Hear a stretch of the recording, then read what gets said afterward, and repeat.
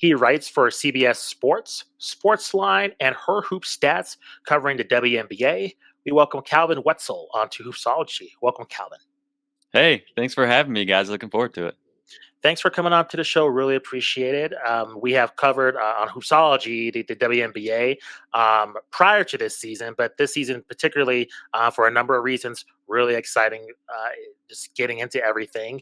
And before we kind of hop into the second half of the season, I just want your impressions of just the WNBA so far, like right up leading to the Olympic break, just you covering this league on a regular basis.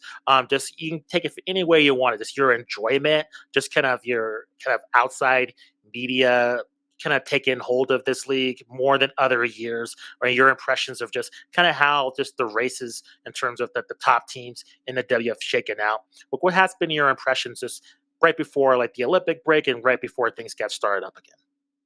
Yeah, in general, I mean, it's been an awesome year. Obviously, the league has exploded in terms of popularity and coverage, and there are always going to be pros and cons with that. But overall, I think it's really cool to see like more and more people getting interested, getting involved. Like, I've been following for a while now, so to kind of have even like some of the casual fans, just like friends who I hang out with or whatever, see day to day who will bring up, oh, like, hey, did you see that game the other day? Like they're tuning in now too. So that's been really cool. I think a big difference this season. Really going back to the college season, I think on the women's basketball side, college and WNBA compared to maybe past seasons. And in terms of the league landscape in general, it's been an exciting season just because the Aces haven't been as dominant as they have the last couple of years. And there's a lot of parity. I still think the Aces are probably small favorites to win it. Maybe we're going to get into that a little bit more, but they won the last two championships. They came in as pretty heavy favorites with only the Liberty really even close, and the Liberty just beat them the other day. Obviously, Chelsea Gray was hurt for a while, and she's back, but has still maybe not ramped up to 100%. And so all of a sudden, and you see teams maybe 3, 4, and 5 or so behind them have stepped up a lot. So all of a sudden, there's this kind of landscape at the top where you don't know who's going to win. Anything could happen in the playoffs, and I think that makes it really, really exciting and unpredictable. That's just been my favorite part of the season so far. So, who do you think is the biggest threat to them? I mean, the Liberty have been really killing it. You have the Sun, you have the Seattle as well. Um, are those the teams that are kind of battling to really threaten the Aces from becoming the champions, or do you think they're kind of get their act together headed to the playoffs? Because the one thing that's been consistent has been Asia Wilson. She's been on a tear this season.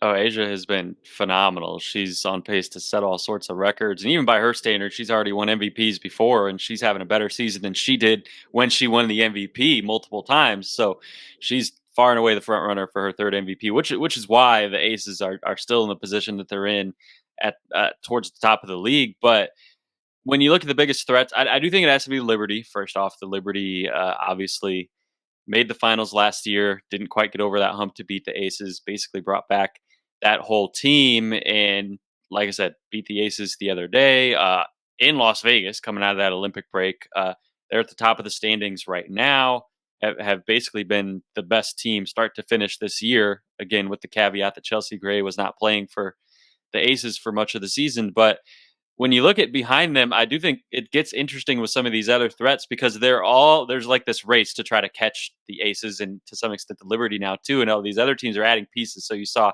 Connecticut Sun added Marina Mabry over the break through a trade, and she's been really big for them. Just today, Seattle Storm signed Gabby Williams, who has had a lot of success in this league in the past. And if you watch the Olympics, you saw that she almost led France to a crazy upset in the gold medal game over the U.S. She was, her feet were just a few inches in front of that line. Could have been going to overtime in that game if that's a 3 instead of a 2 from her. And now she's going to be coming back to the W to play for the Storm. And then just today, also the Lynx, who are kind of part of that group as well, made a move to trade for Maisha Hines-Allen from the Mystics. So all of these teams at the top are fortifying their rosters and their depth, and they're all kind of putting their chips all in and trying to go for it, which is really exciting. But even with all those moves from kind of that next tier, I still think the Liberty are definitely the team that has the most realistic shot to knock off the Aces in the playoffs. Yeah, and Calvin, one of the main storylines to finish the season and throughout the season was that this was that mega rivalry that was building in the WNBA, the Aces versus the Liberty. You mentioned the cohesion of both of those teams. Do you think the Liberty have, in having more time to grow together this season, which definitely is a factor, is that enough for them to be more of a threat, or where do you kind of see that sort of race going in terms of them trying to catch the Aces? Because it's always, on one hand, difficult for a champion to repeat. It's difficult to catch a champion on the other hand if you haven't done it yet in this current configuration.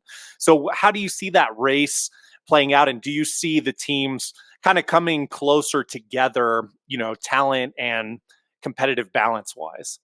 Yeah, absolutely. I think they're a lot closer together. I think you said it. It's the cohesion because last year the Liberty sort of created, whether you want to call it a super team or not, they brought in all these pieces, Brianna Stewart, Jonquel Jones, and obviously they had quite the losing record the few years before that. So it was kind of a whole new team, a whole new configuration, everyone learning to play together. Whereas the Aces have been together for the most part for half a decade now. They had 3 straight number 1 picks when they were towards the bottom of the standings, and they built those picks and a few other pieces into the dynasty that we know now. So they had been developing that chemistry for a while. The Liberty hadn't, but now the Liberty are in year 2, and they're not really more talented on paper than they were last year. But because they're in year 2 of this era with their current roster configuration, they've played together so much more. And I think that's the biggest thing that you've seen with them.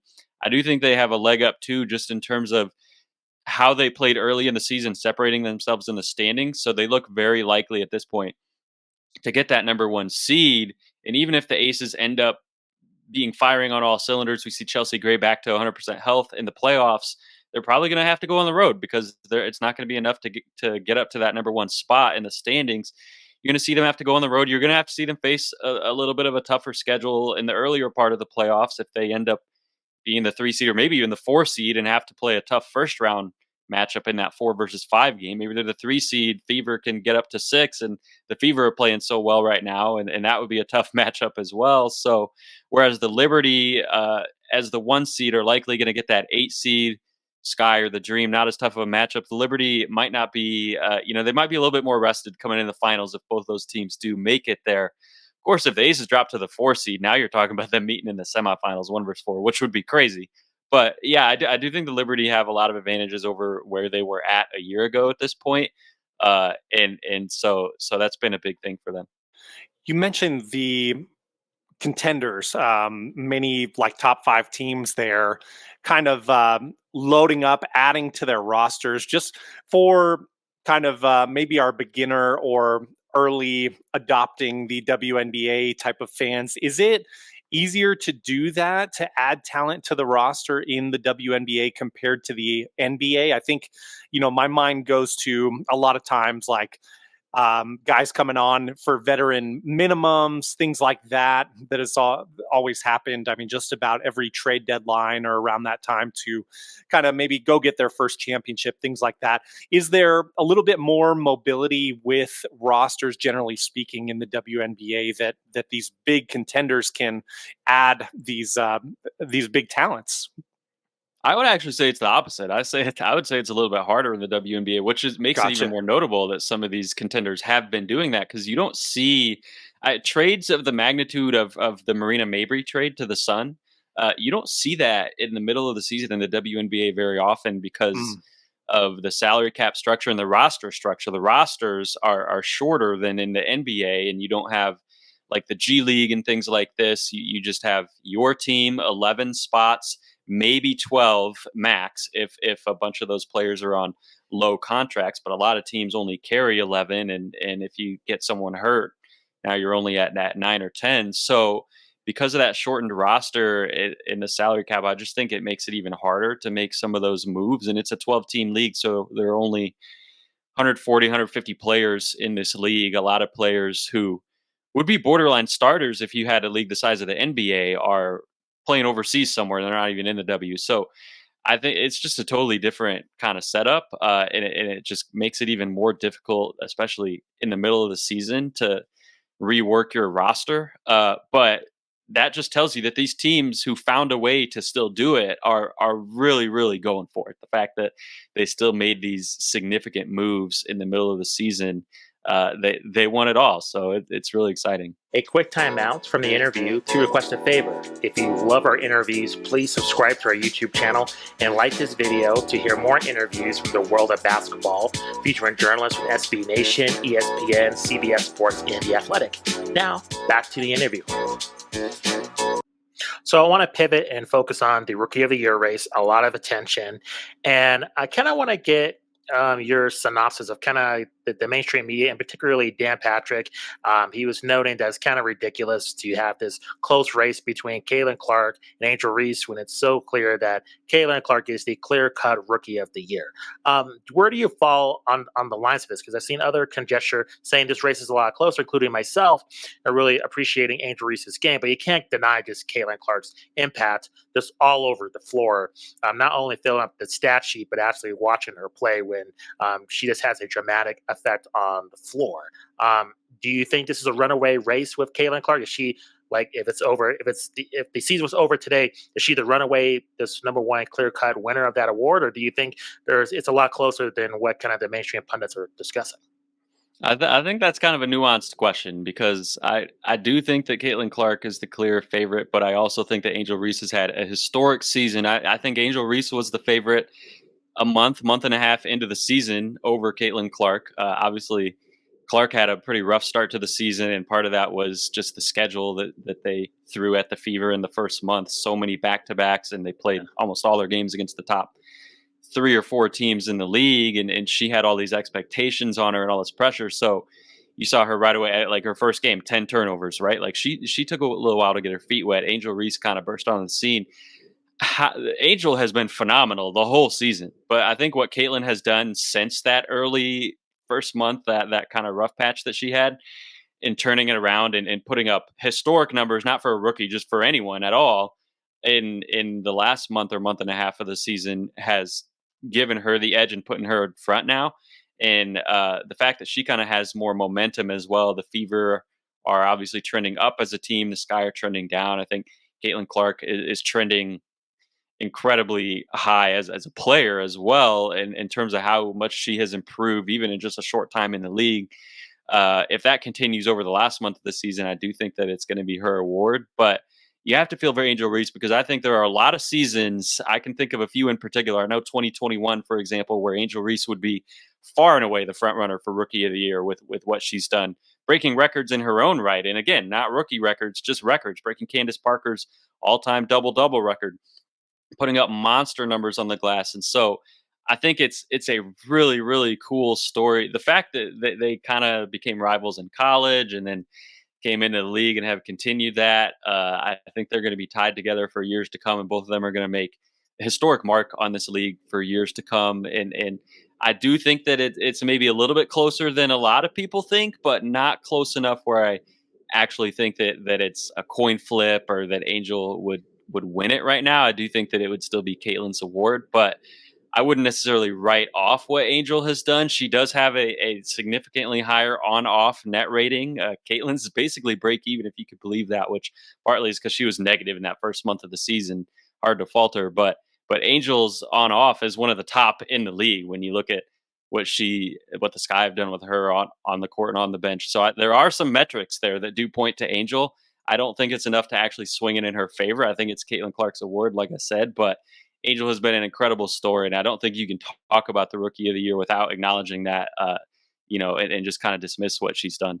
So, what is the ceiling on Angel Reese's game? Because I feel if she improves her jump shot, I think she's going to be a real force in this league for years to come.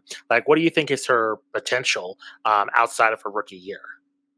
Yeah, that's a great question because obviously we've seen what she can do rebounding, and she can put the ball on the floor, and what she can do defensively. So if you put that jump shot, like you said, if you can add that to her bag, now you're talking about a potential all WNBA type ceiling, a top 5, top 10 player in the league type of ceiling. And I do think that's something. I think she's hit a couple threes this year, so it's not something that's a consistent part of her game, but it's something that we could see develop a few years down the road. There are a lot of players who come into the league and don't shoot at all or can't shoot at all. And by year 3, by year 4, they're at least capable 3-point shooters, maybe not elite, but the type of players that you can't just ignore out there. And so I think that's definitely something that we'll have to see whether Angel ends up getting to that point. But if she does, absolutely the type of player that could be the best player on one of the best teams in the league if the Sky are able to develop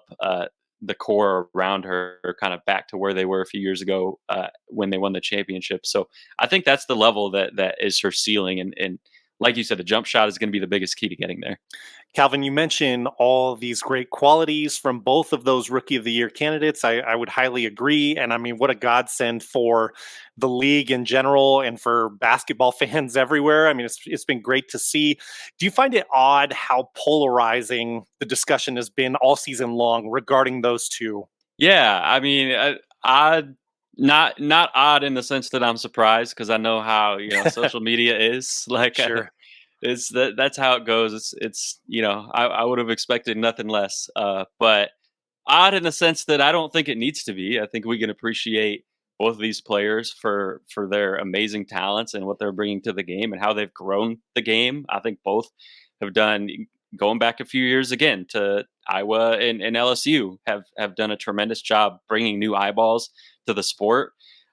Bringing new ratings, and we look at the new TV deal now that the WNBA got, and college is in that same spot. And so I just think that there's not really a good reason to pit them against each other. That's not something that I feel like we need to do. But again, social media is going to happen. Like, there's not a lot we could do about it. That's just how it goes. So it does make for an entertaining sort of rivalry, even if they're not going to call themselves rivals. Yeah, almost, I would say, and maybe you would agree, maybe not.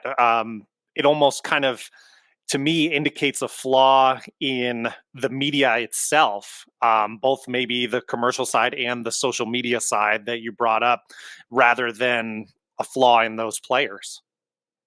Yeah, yeah, definitely. And I think the coverage that they get is obviously totally different from each other, which is completely unfair. And I mean, you look at how media, like you said, not even social media, but more of like the journalism and different outlets will kind of shoehorn Caitlyn into their headlines or into their photos. What if it's an article that has nothing to do with her? And Angel isn't getting that same type of treatment, even though she has probably gotten to the level to deserve that at this point. So I agree. Yeah, there's definitely sort of a flaw in like the way that they're covered in the way, and that's probably a kind of an issue that goes broader than just it's really come to the forefront in the WNBA this year, but I think you could probably find examples of that in other sports as well. If you look hard enough, just kind of how the media landscape in 2024 works. You mentioned the TV deal, and I want to get your opinion on that because there's been very polarizing opinions in terms of if this was a good deal, a bad deal. Cheryl Miller during WNBA All Star Weekend, she had her thoughts known that this she was very negative on the TV deal, and I tend to agree with her. But there is a reevaluation of this TV deal in 2028, and I do see further potential with the upcoming rookie class that's coming up in the future with Paige Buckers and Juju Watkins.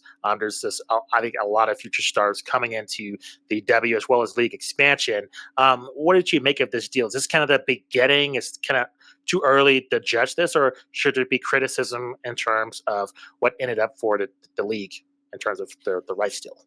Yeah, it's a good question. I think the criticism is warranted. I don't think this is a terrible deal right now in 2024, but it's not a very growth minded deal. And and I'm going to preface all this by saying that I am not an economics expert in terms of all the financial side of things. Like I know what I read and what I see, but there's a lot of people who know a lot more about that side of things than I do. But when you look at the growth numbers of the league and kind of just project, like you said, not only how well it's grown this year, but how much it should continue to grow when you bring in that next class of stars that's currently in college, and you project out to 2026, 2027, 2028, and where the league might be in terms of that growth. This deal has a lot of potential to look like a really bad deal even just 3 years down the line in terms of the money. And it is a million times better than what they had before. So it's obviously growth. What they had before was peanuts. It was nothing. It was atrocious for what the league is bringing in terms of ratings, and they're a lot closer now. So there's room to celebrate, but also to say, hey, we can do even better than this. I think, and well, when you line up the NBA and the WNBA in terms of ratings, they're not that different anymore. When you look at what the WNBA has done in 2024, historically, obviously, very different. But in 2024, the ratings are not that far apart, and the money still is pretty far apart. So definitely, I hope that, like you said, in 2028, when they reevaluate, they can look at that again. But again, it's always about progress and continuing to, just take steps forward. And at least they did do that with this deal. Yeah, it seems like the next strategy, Justin, you mentioned expansion, and it seems like that should be the strategy, is getting more and more product out, like assuming if the ratings this season kind of continue, or maybe hopefully, continue to grow, you're just going to need to get more product out there in order to expand the value of these deals. Yeah, I think that's important. And expansion is going to help with that, obviously. And I also think there are a lot of things they can do in terms of making games more accessible. We were talking off air, like tonight, 3 games all at the exact same time. They're all on League Pass. You could stagger these games. You could make these games more watchable, and you could, have more like the opening night. I remember they didn't have any nationally televised games. The opening night, it wasn't until day 2. They've been doing that for a while. Make opening night a bigger deal. There's different things that you could do, I think, to continue to get more product to more people. Like you said, even aside from just expansion, which will also help. But yeah, marketing. I think marketing is something that the WNBA has kind of historically struggled with, and especially now that there's been such a boom in interest, and it's been hard for them to keep up, I think. But uh, I think that's going to be key, is marketing the league as well as they can, and hopefully that we see that in the next few years.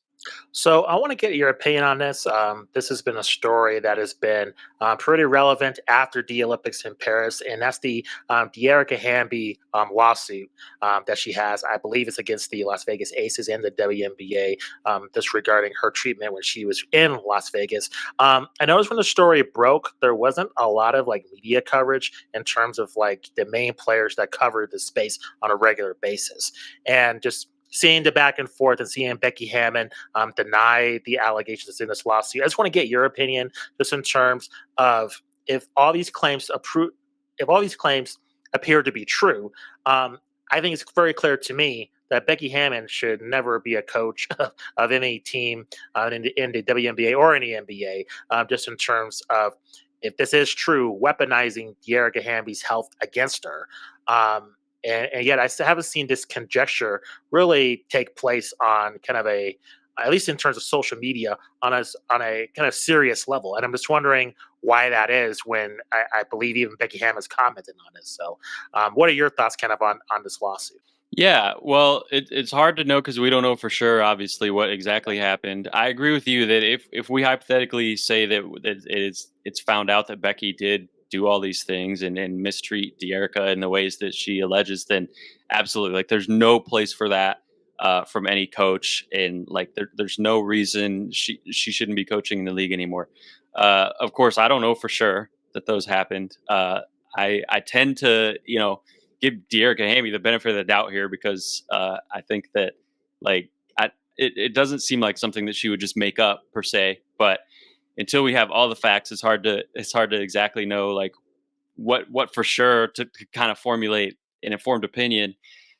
In terms of the media and like the way they're covering it, it's hard to say. I mean, the Aces have obviously, as a team on the court, and the players specifically, built up a lot of cachet, and deservedly so. Asia Wilson, who we talked about, not only her play on the court, but just a remarkable human being, and some of the work that she's done off the court as well.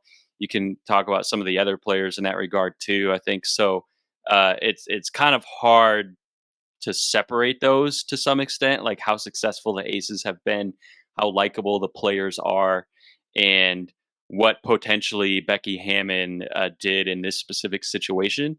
And it's probably hard for the media to kind of separate some of those as well. And we'll have to see how it plays out as the lawsuit plays out and as we kind of get more information, because Becky did in that press conference deny all of that stuff the other day.